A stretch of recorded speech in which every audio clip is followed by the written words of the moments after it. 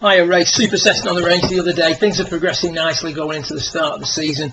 Just a quick recap on the key points that we discussed. First of all, compliments on this backswing position. There is much improved on where it was going into the start of the winter period.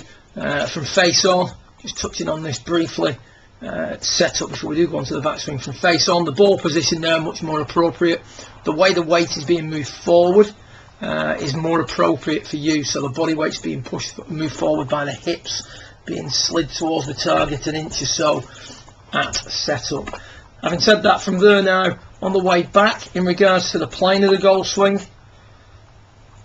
we're getting in a much better position at the top, nowhere near as much across the line.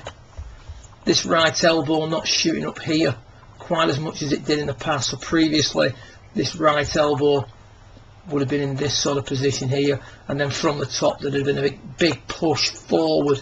Now we've got a slight push forward, and as we discussed in the session, this sort of delivery position for a golfer of your handicap now is manageable. It will produce more of a cut with the drive than it will with your iron, because you've not got the downward component coming into the golf ball with the angle of attack. The angle of attack is shallower, if anything, with yourself slightly upwards. So as long as we're hitting down on the ball, that'll suffice.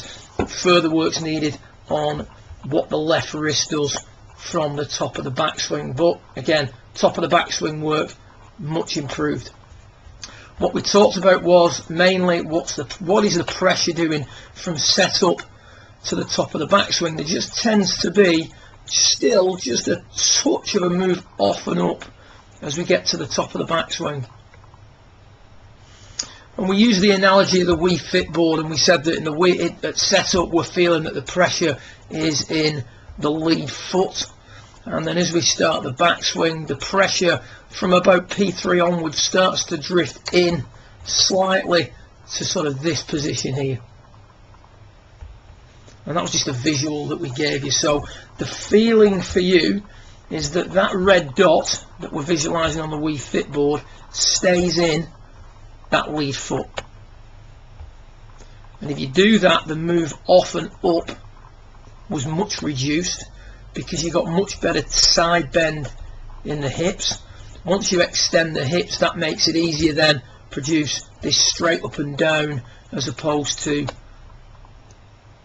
slightly moved off position at the top. So keeping the pressure in the lead foot was a key aspect for you.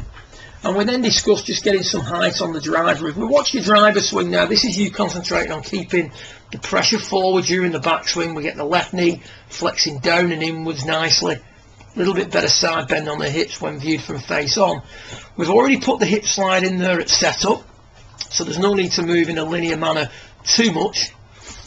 And then as we come through the ball, we're sort of side bending to the right, even from this slightly skewed angle.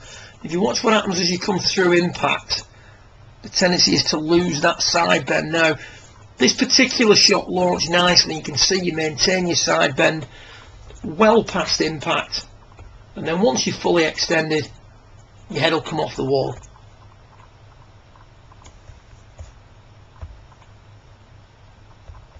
So you've reached full extension, followed by the head coming off the wall.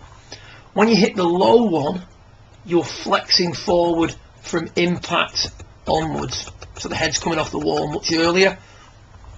The hips aren't continuing to slide, the hips aren't continuing to tuck, and that side bend to the right, which gets the butt of the club working upwards, gets the club working up out of the ground through impact, is not happening correctly, and the launch tends to be a little bit too low. So as long as we maintain our side bend through impact, like we do on this shot, we're going to hit nice high launching drives. Good luck with it. I look forward to working with you again in a couple of weeks' time. Well done.